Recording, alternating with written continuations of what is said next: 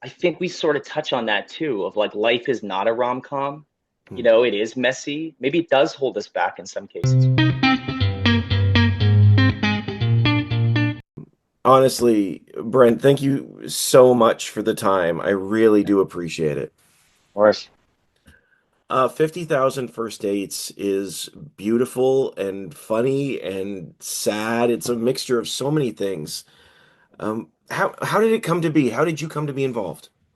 So Carrie Mudd brought it to me. She's the producer, and she'd seen an article about Nesh, and it was like, "Is this a real life 51st dates?" Which is, a great way into a story. Yeah. And I had just came off doing Longest Third Date on Netflix. We sort of like started this rom-com documentary genre, and this is what I love about documentaries is like we've seen so much of them. There's been an influx of them that now you used to go on Netflix or Amazon or Hulu, and it would be one category, like everything was bucketed into one category, just called documentaries. Now, if you go on the documentary page, it's like social, political, sports, wellness, and like there can be other subchapters. And so when we did it on Netflix, they called it a rom-com doc. I was like, oh man, if we just like opened up a whole new portal of documentaries. So then when Carrie brought me this second one of mine, I was like, oh yeah, this is it. We could totally do it. So then I went and had dinner with Nesh at her house. I'm in Toronto, Carrie's in Toronto, Nesh and JJ are as well. And they invited us over, and that's where we just talked through her story, and I could see a lot of these symptoms. I could see a lot of what she's going through, and I was like, I think we should start documenting this. Well, what was it like your first reactions meeting with Nesh? She seems so lovely in this film or in these episodes. She seems like she is such a wonderful soul, but certainly she's facing these incredible challenges. So, what was your first reactions meeting with her? What was that like? Yeah, and this is where I really tried to like make sense of her brain injury right away. Like I'm like, Mm, oh, okay, she can kind of she's trying to tell a story from the past. She sort of just repeated a little piece of that story, but she knows my name and she knows who Carrie is. Like she sort of can like on a sort of day-to-day basis, she can exist and she can comprehend. So I was trying to like figure it out when I met her and seeing it. And what I realized is throughout this whole film is it's like very complex. You can't mm, really figure it out. You definitely need call sheets and you need to be on time and you need to give space and time to what she's going through, but it's not always as immediate and easy to understand.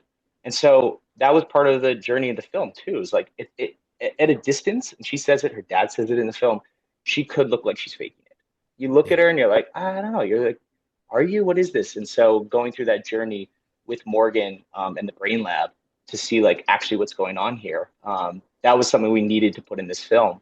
But yeah, my first reaction was like, she's a star. Like this person can exist. She can be on camera. She could weave us in and out of the story. She's a character that I want to pay attention to when I get into a story about love and brain injury. Well, and you love her. I mean, Yeah. she's a one like just watching watching JJ and Nesh interact, hearing the stories from their family. You just fall in love with her and her story is so complex. And we have this other part to it with the online interactions. I'd love to talk about that because there's a lot of damage being done by, I'm going to use the term haters, but maybe that's not the proper term, but people who are judging her for very this, oh, well, she has to be faking it. And it's just so bizarre to me. There's such a disconnect from when you get into this online world. Yeah, and it's, you know, going through her brain injury alone is difficult. Going through it in a partnership is even harder and trying Mm. to comprehend that and understand that and have patience with that. And then I just think with any relationship, once you add that third layer of the internet to it and putting your relationship on blast, you put up any photo of you with your fiance or you on a vacation, like a lot of people who have following or are popular get trolled and they get blasted. And then I just think like with her injury and the vulnerable elements of it, I brought this up a lot to her. Like, is sharing it what you want to be doing? and we just Mm. diving into like sharing it before you can absorb it, sharing it before like in real time with everyone. And I think for her, she feels that sharing it opens it up and makes her feel less isolated and less alone. And she'll take all of that hate and all that trolling based off the idea that like one person who might be going through the same thing Mm. can um, can relate to her. Yeah, that's tough. Like I don't really do the social media thing that well. I'll promote my movies and I'll go on and I might throw up a photo of myself skiing or something, but it was fascinating to see her really turn out some of these things while we were filming too, like pop into a TikTok and throw up a selfie and like, man, it's a different world when you have a following it's kind of like waiting for the next video. Mm. It's been fascinating seeing that part of it as well. Yeah, absolutely, But absolutely. but yeah, and I was gonna say Okay. though, like, but yes, she gets a lot of hate. It's crazy, and this is what we knew. We knew we had to hit on that because she just posts a video and they'll be like, "Where's your child?" She doesn't look like she has a brain injury, and then like tons of like, she's faking it. She's faking it. There's no way that's true. She's vaping. She shouldn't be doing that. Like, just everyone was a doctor. It was insane. We would just sit there and like look through, like look at all these comments for like a simple video. Um, yeah, it's pretty wild. It's wild to me how we can post something online and we do it. I mean, that's what you post something online to show people what's going on. But there seems to be this disconnect of reality where those on the other side of the photo feel like they can point fingers at aspects of the whether it's a video or whatnot and say, well, you're this, you're not.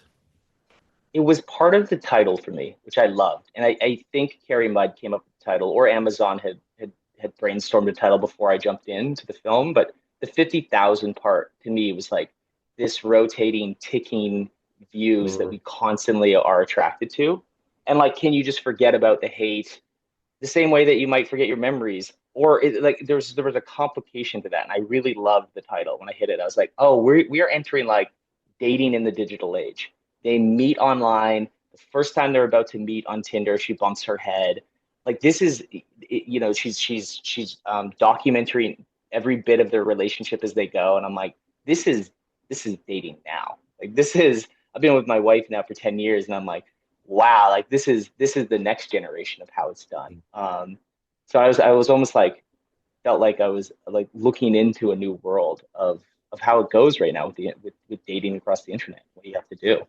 So it was interesting. And to put your relationship on blast is like, yeah, there's a lot there. There's so many comments of like, leave her. You should leave him now that you're better. Like, it's like you don't even know these people. It's crazy. Well, pivoting a little bit, maybe something happier.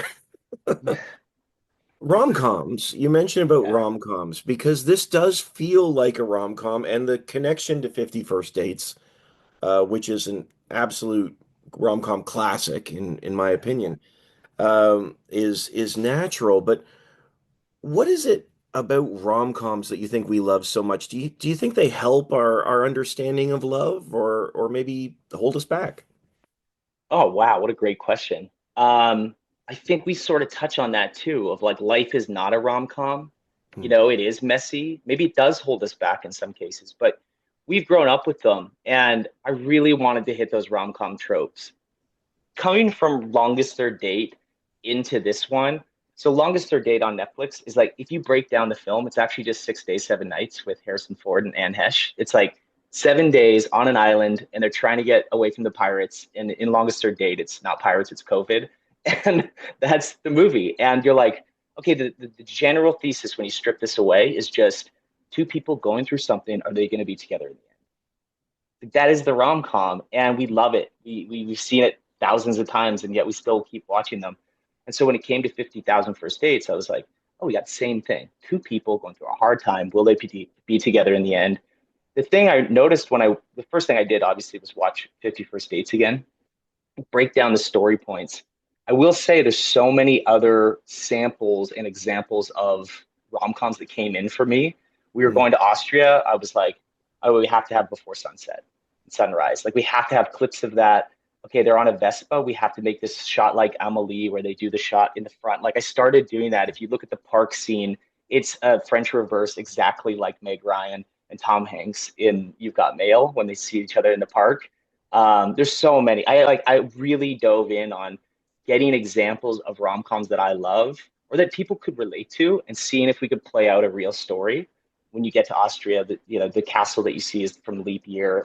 I really got into it. And the font is How to Lose a Guy in 10 Days. Like I went crazy on this one, but I wanted to do it because I want you to relate to the films that, whether you like them or not, have been like brought to you your whole life, and seeing if we can look at those and maybe flip it on its head of like, have we been lied to a little bit? Have we been lied to that there's fairy tale endings? Or even if there is a fairy tale ending, that doesn't mean you don't go to therapy and keep working on your relationship, or there's sticky situations, or you have a kid before you're married. Like there's things that don't go as cookie cutter as these films that we grew up with. And I think you can do that in a doc.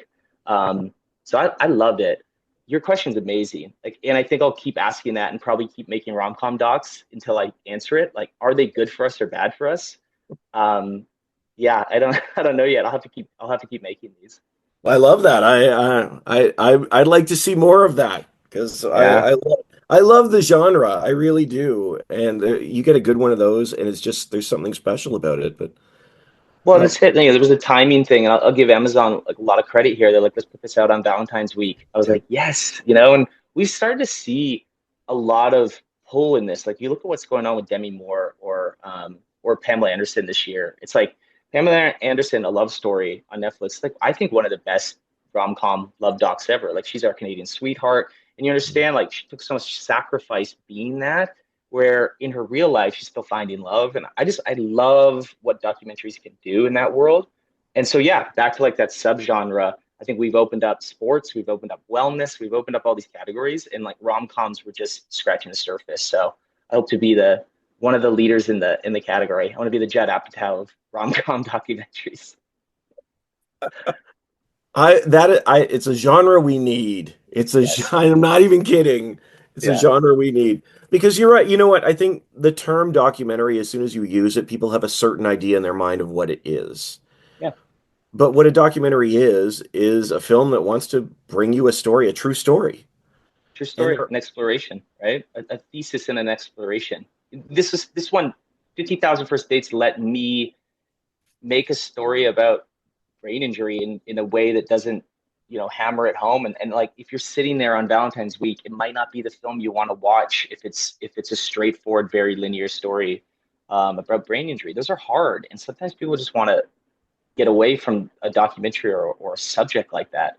This lets you have both conversations at the same time. I really liked that. I like having a way in to something bigger. That's the point for documentaries for me as well.